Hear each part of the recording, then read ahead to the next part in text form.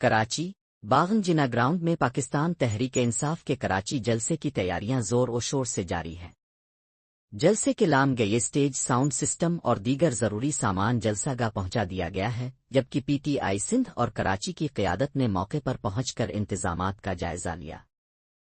P T I سند شیخ، کراچی کے صدر راجہ، جنرل سیکریٹری ارسلان خالد اور دیگر رہنماؤں نے جلسہ گاہ کا دورہ کیا اور انتظامی امور و تیاریوں کا معائنہ کیا۔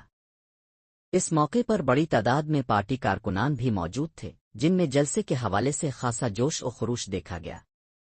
میڈیا سے گفتگو کرتے ہوئے حلیم عادل شیخ نے کہا کہ کراچی کا یہ جلسہ ایک تاریخی جلسہ ثابت ہوگا۔ انہوں نے بتایا کہ وزیر اعلیٰ خیبر پختونخوا سہیل آفریدی حیدرآباد کے دورے پر ہیں اور رات تک کراچی پہنچیں گے۔